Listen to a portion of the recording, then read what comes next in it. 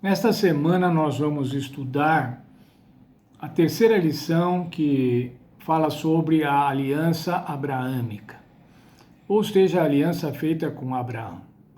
O título da lição desta semana é A Descendência de Abraão.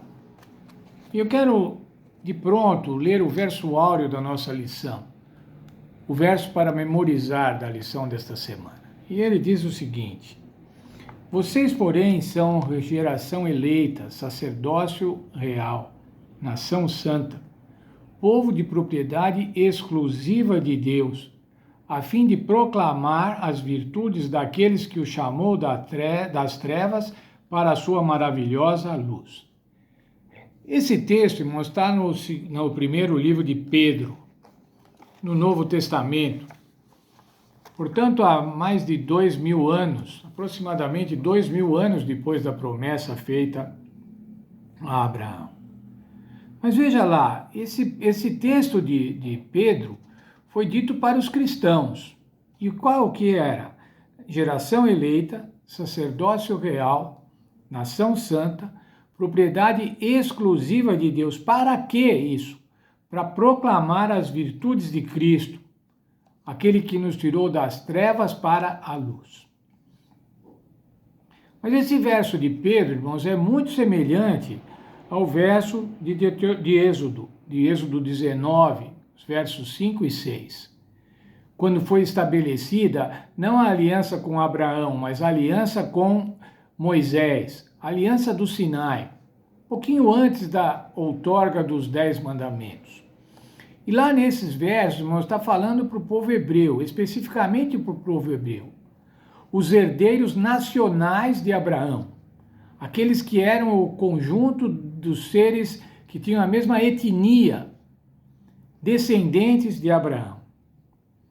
Lembrando que Moisés é aproximadamente 500 anos depois de Abraão e 1500 anos antes de Cristo. Bem, irmãos, veja lá o que dizia então esse verso, Êxodo 19, 5 e 6, destaca o seguinte: propriedade peculiar, reino sacerdotal, nação santa. Então, irmãos, vejam, a proposta de Deus para os cristãos é muito semelhante, se não igual, à proposta de Deus para o povo hebreu. O povo de Deus, irmãos, tanto os cristãos como o povo hebreu, na época dos patriarcas, na época dos profetas, esses devem ser um modelo, devem ser um padrão, uma referência. Por quê? Porque nós vivemos num mundo ímpio, num mundo permeado de pecado, num mundo permeado de injustiça, um mundo onde as desgraças acontecem recorrentemente, um mundo onde as pessoas sofrem, onde as pessoas são injustiçadas. Nesse mundo, irmãos, Deus quer que haja um modelo, um povo que seja um modelo.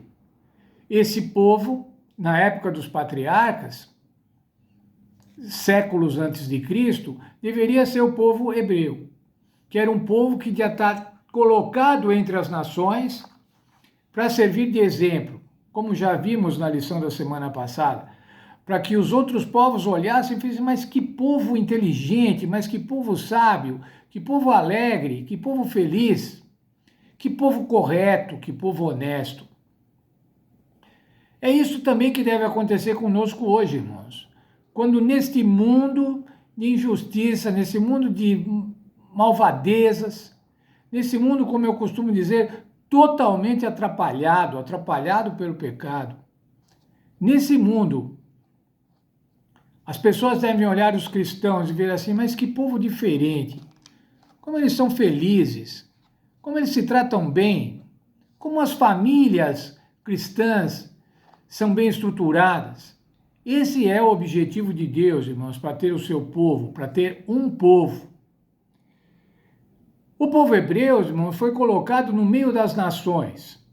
Como eu já disse também na lição da semana passada, foi colocado no cruzamento das rotas comerciais entre a Europa, a África e a Ásia, ou o Oriente.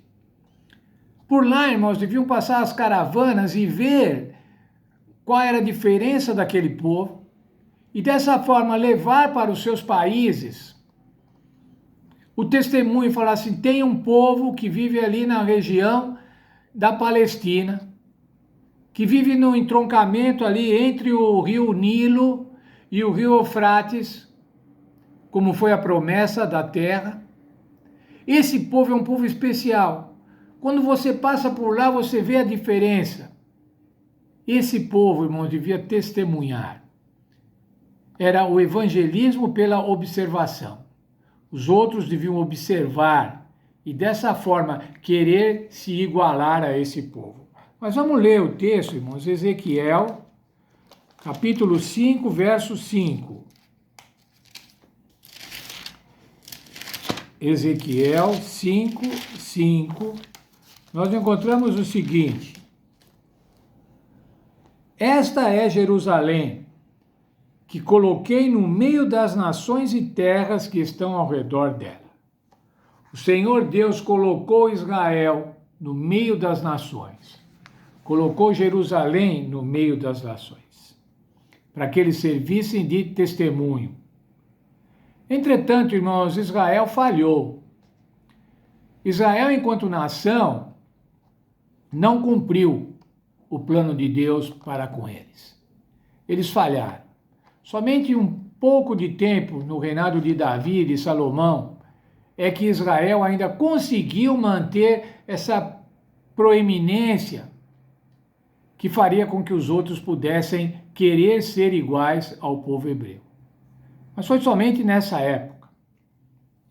Mas, independentemente da nação como um todo ter cumprido o plano de Deus, Deus sempre teve um remanescente. Deus sempre teve um remanescente no seu povo, ao longo da história do povo hebreu. Sempre havia um remanescente fiel. A Bíblia se refere sempre a um remanescente fiel. Deus nunca fica absolutamente sem uma representação entre os seres humanos. Qual era a identidade desse remanescente lá em Israel? Qual a identidade do remanescente hoje? Esses eram remanescentes espirituais. Hoje o Senhor também tem remanescentes espirituais. Nessa semana nós vamos estudar isso, irmãos. Quem são a descendência de Abraão? A descendência nacional de Abraão e a descendência espiritual de Abraão. Esse vai ser o objeto do estudo dessa semana. Eu desejo que os irmãos gostem muito de estudar essa lição. Os irmãos fiquem muito felizes em estudar essa lição. Porque nós vamos ver, irmãos, quem são os descendentes de Abraão hoje. Abraão, o Senhor disse a Abraão, em ti serão, na tua descendência serão abençoadas as nações. E nós queremos ver, irmãos, quem são os descendentes de Abraão hoje. Quem são aqueles que podem abençoar as nações. E o estudo dessa semana vai nos ajudar a entender o plano bíblico para o seu povo especial, para o seu povo de propriedade exclusiva, para a sua nação santa, separada. E Deus abençoe, então, o estudo de cada um de nós ao longo desta semana.